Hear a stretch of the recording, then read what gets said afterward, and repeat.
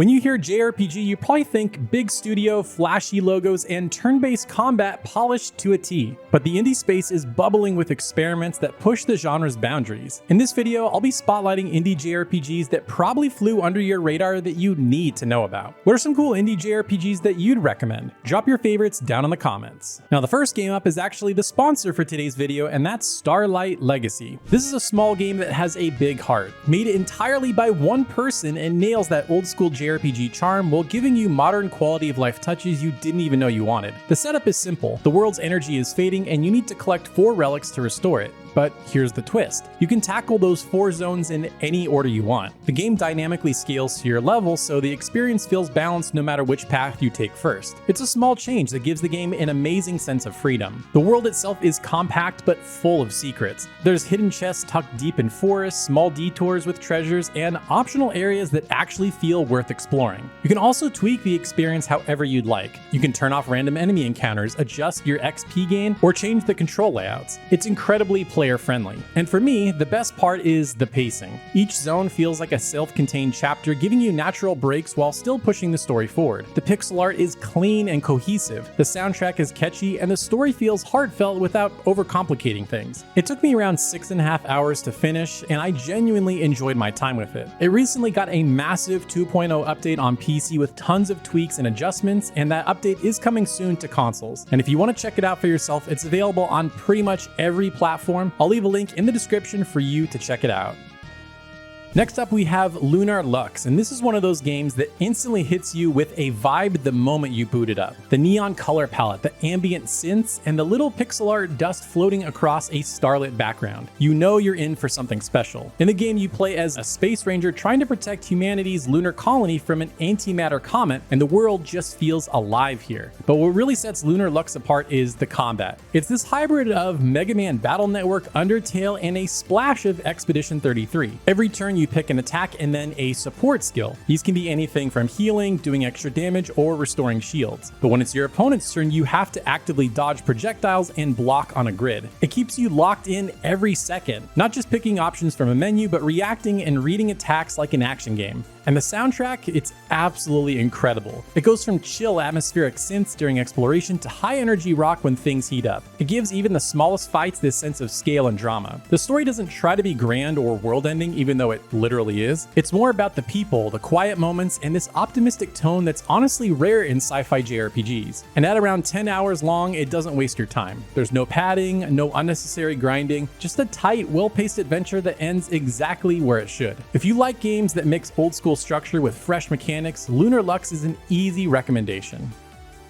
Artis Impact is one of those games that's less about what you do and more about what you feel. It's got this incredible art direction, pixel art blended with comic book style panels that make every scene pop. It feels like stepping into a hand-drawn world where every frame could be a page in a graphic novel. In the game, you play as Akane, exploring this strange urban fantasy world that's overflowing with personality. The environment is ridiculously interactive. Light switches, flicking on and off, objects react when you touch them, and NPCs that actually feel alive. It's small details, but it adds up to a world that feels handcrafted and real. Now, the combat is fine. It's turn-based, classic in its structure, but the balance can swing wildly. At the beginning, the game was really hard and I could barely finish even normal enemies, but then by the end of the game, I was just one-shotting everything I was come across. But honestly, I didn't even mind, because Artis Impact isn't really about perfect balance, it's about the atmosphere. I spent most of my time wandering around, talking to people, soaking in the music, and getting lost in its weirdness. It's one of those games that's more about existing in a place than conquering it, and I love that. And it's also pretty short, maybe 6 or 7 hours, but it leaves a lasting impression. It's messy in spots for sure, but it's bursting with style, color, and creativity. If you love games that lean into vibe over polish, this one's absolutely worth your time. By the way, if you're enjoying the video so far and want more content like this, consider subscribing. I post new lists like this every week that I think you're gonna really dig.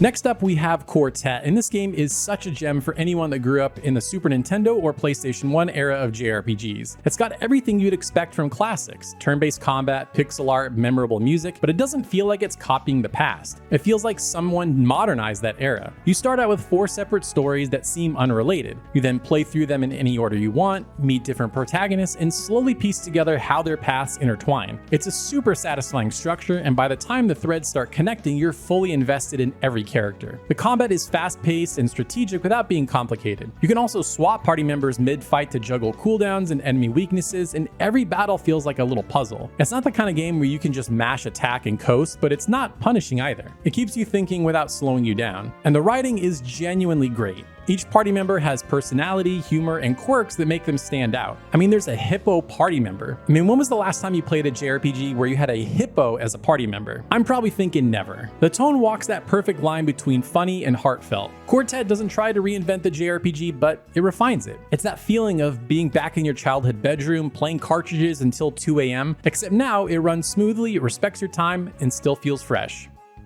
I bet a lot of you didn't even realize that Chained Echoes had DLC that dropped this year, but it did. Chained Echoes was already one of the best indie JRPGs ever made, so when Ashes of Elrant dropped, I had to jump back in. It takes place just before the end of the main game and gives the Crimson Wings one more adventure. A high-stakes mission that dives deeper into Valandis lore and its characters. It's everything I loved about Chained Echoes condensed into a few hours. Perfectly paced, beautifully scored, and written with the same emotional depth that made the original stand out. The combat system still feels incredible, fast, snappy, and all about the resource management with the overdrive bar. Every battle feels rewarding, especially when you master the rhythm of it. What I appreciate most is that this DLC doesn't feel tacked on. It's a meaningful, story-driven expansion that actually enriches the main game. You get new perspectives, new bosses, and some jaw-dropping moments that tie everything together beautifully. If you love the base game, this is more of what makes it special, that blend of classic JRPG heart with modern sensibilities. It's not long, but it's exactly the kind of send-off Chained Echoes deserves. Now, if you love tactical RPGs, Gales of Nayeli might just hook you for weeks. It's a massive indie strategy RPG with dozens of playable characters, branching choices, and a story that constantly evolves based on who survives and what paths you take. You lead Nayeli and her allies across a war-torn land, managing your army through grid-based battles that feel both classic and fresh. The combat is deep. Every character has unique abilities, weapon loadouts, and class options that let you experiment endlessly. It's one of those games where planning ahead really matters. But it's not just about the combat. Between battles, you're making story decisions that actually shift the narrative. Allies can die permanently, certain quests only appear if certain characters are alive, and those consequences ripple through the campaign. It's a love letter to Fire Emblem fans, but with its own voice and world. The tone is mature, the dialogue is sharp, and the art surprisingly stylish for an indie project this large. It's the kind of tactical RPG that sneaks up on you. Before you know it, you've sunk 30 hours into it and you're still discovering new combinations and endings. And speaking of tactical RPGs, we have Dark Deity II. This is exactly what a sequel should be. Familiar but better in almost every way. The first game had great ideas, but some rough edges, and this one polishes it all up. The battles are more tactical, the progression is deeper, and the pacing feels way tighter. You build a team of unique characters, each with their own class paths and abilities, and every map gives you different objectives to tackle. I love how flexible it is. You can build a squad around speed, defense, or support synergy, and the system rewards creativity. The presentation also got a glow up. The sprites are sharper, the animation's smoother, and the soundtrack hits way harder than you'd expect from an indie strategy RPG. It feels like a passion project that finally reached its full potential. The writing leans more into camaraderie this time. The Bond conversations give the cast personality, and the dialogue during the battles help you connect with them beyond stats. Not to mention the game has full voice acting that really breathes life into these characters. If you're craving something that scratches that Fire Emblem itch but with a strong indie identity, Dark Deity II absolutely delivers. Shrine's Legacy feels like a lost Super Nintendo action RPG that someone discovered, polished up, and released today. You play as Ryo and Reima, two heroes with elemental powers who can either fight together in local co-op or solo by swapping between them on the fly. That co-op option alone makes it stand out immediately. It's such a rare feature in modern RPGs. The gameplay is fast and satisfying. You're not just mashing buttons, you're weaving sword swings with elemental attacks, solving environmental puzzles, and dodging enemy projectiles in real time. Each dungeon has clever gimmicks that make use of your powers, like lighting torches with fire or freezing water to cross gaps. It's colorful, cheerful, and packed with charm. The pixel art is bright and detailed, and the soundtrack will grab you. One moment it's energetic and adventurous, the next it's quiet and emotional. The tone strikes that perfect retro balance, serious stakes but fun energy. It's not the biggest game in the world, but it's consistently fun. Each area introduces something new and never overstays its welcome. If you love games like Secret of Mana or Terranigma, Shrine's Legacy feels like a spiritual successor built with care. Wander Stars might have the most creative battle system I've ever seen in a JRPG. Instead of traditional skills, every move you make is built using words. You literally construct attacks by combining phrases, for example like Super Fire Kick or Swift Ice Shield. It sounds gimmicky, I know, but it completely changes how you think about combat. At first, your vocabulary is small, you're limited to basic words, but as you progress, your options explode and the combinations get absolutely wild. You can experiment endlessly, trying out new word combos and discovering attacks that feel uniquely yours. It's like building sentences mid-battle, and it's addictively clever. Outside of combat, the game feels like an anime adventure, complete with an episodic structure, expressive characters, and colorful art that looks straight out of a Saturday morning show. The music and visuals sell the whole theme perfectly. It's funny, stylish, and full of heart. Every new episode adds new mechanics or emotional beats that keep it interesting. It's a little quirky and weird, but in the best ways possible. Wander Stars is one of those games you play once and think, man, why hasn't anyone done this before?